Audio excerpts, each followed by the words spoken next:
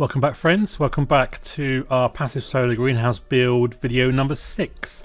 In this video I'll be looking at installing the polycarbonate glazing to the front.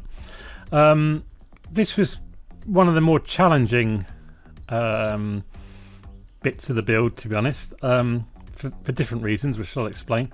But first of all, I needed to get in the cross beams to support polycarbonate, and actually the main reason for doing this is to support any snow loading. I calculated this potential snow load and came up with this solution really. Don't forget the greenhouse has got a knee wall at the front here, so the snow can slide off and fall away rather than backloading up onto it. Not that we're ever away in winter long enough for that to be an issue. So I did all the joinery and then preserved it with the same colour wood preserver, the antiseptic as they call it here. You can see actually how the trusses have faded in the sun with the colour difference.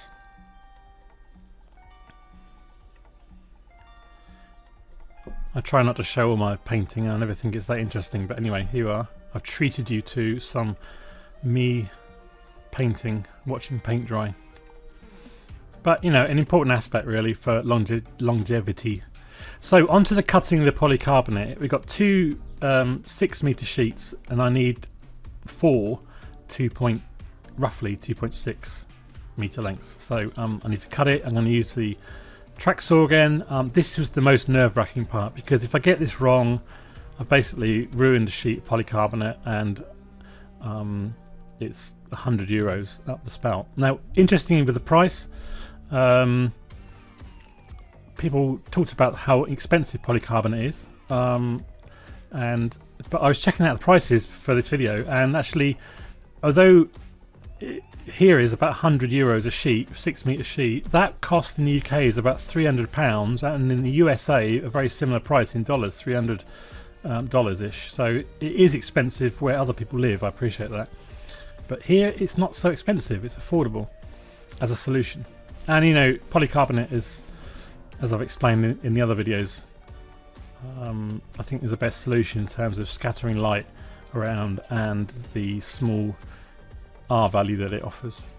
So it's very much a case of measure 10 times and cut once, hoping that, you know, everything was okay.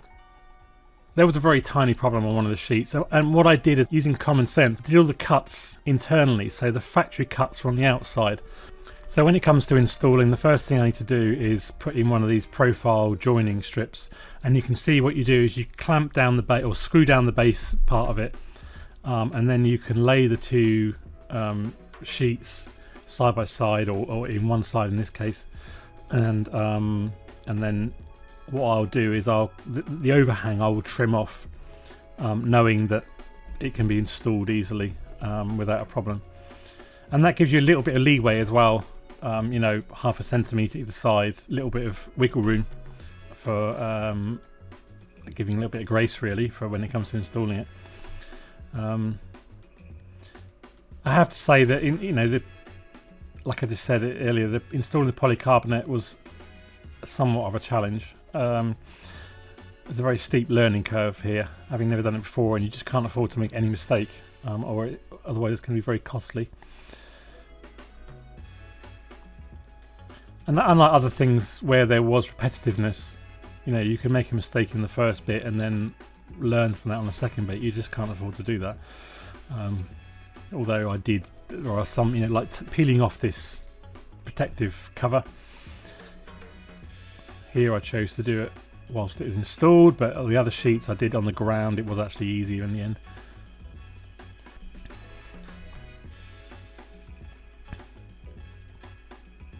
So I measure it all up, giving half a centimetre leeway, and then trim it, and then go and install it. The clamp thing that I started using on the other sheets didn't really work on this one. I found it easy just to fiddle about using the stick to make sure that it sits underneath the roof tiles, and then put in one screw to hold it there while you put the other ones in. I tried to put in enough of these screws well, as many as I could reach to, really. I put them in. So I've done the third sheet here in the background on a different day, and now I'm putting in the last sheet. You can see there's a little bit of condensation has managed to get in, which I had to let escape. And again, the overhang was trimmed off, and then you put a sealing strip along the edge there, like I was just doing there.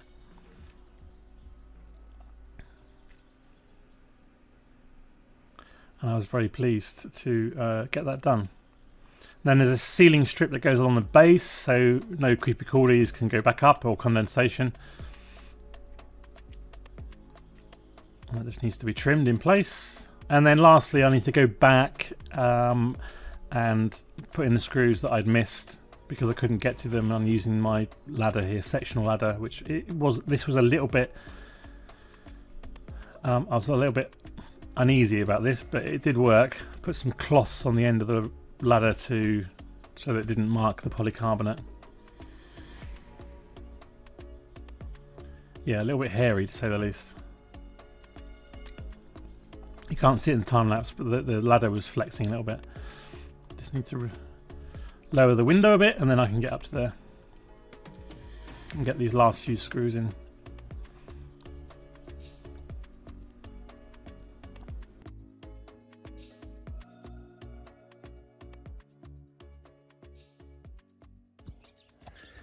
Right, it's time to get the guttering on. Not that we've got any rain fallen or forecasted to fall, but we want to maximise the opportunity to capture rain. Well, that's what we've got at the moment, but obviously I'll get some barrels eventually. Interestingly, that's World War II era. I thought it was like only a few years old, but I was asking about it, and there's quite a bit of history behind it apparently.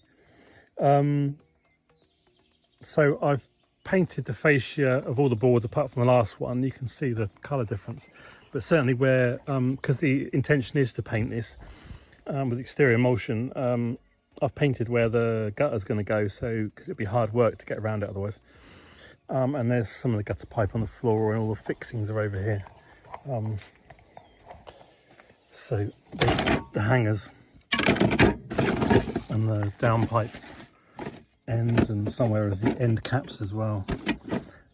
Seems an okay system. The only thing I'm not particularly happy about is the joining bits are not sealed, so I'll have to use some sealant to do that. This system is okay, but it's not as good as, sorry Latvia, but it's not as good as British systems, which have the sealing strips. So on this side I was installing the brackets by measuring each one, and because I'd already decided to go for a drop of about 1 centimetre for every one of those panels, which is basically 1 centimetre every 2 meters. So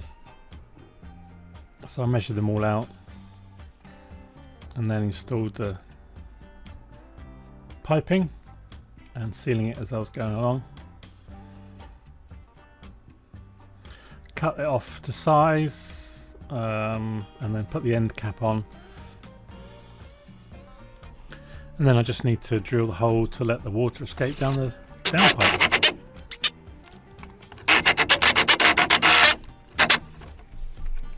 So just brushing all the plastic bits and put them in my back pocket because I don't want them all going all over the ground.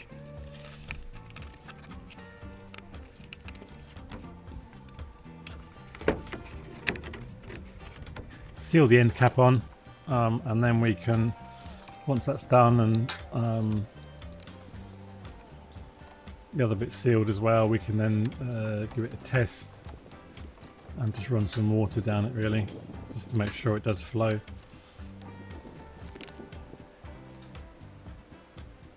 So here we are, just pouring the water.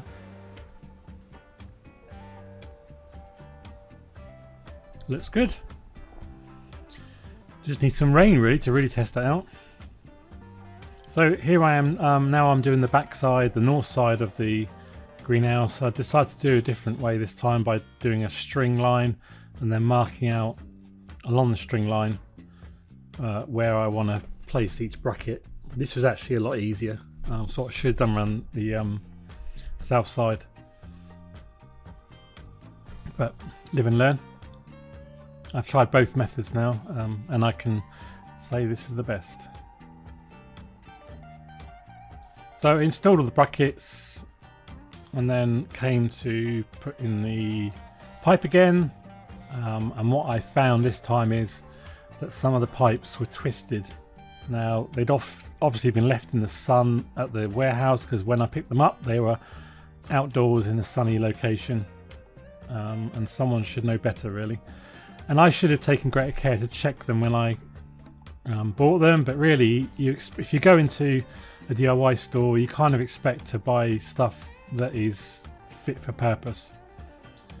I swapped a couple out because I've got some extras for a different job, but this is what I'm left with. You can see they're bouncing about, they're not sitting in the as they should do. So what I need to do is just basically I drilled some holes and I put some screws in on the brackets to hold the gutter in place, and it's okay.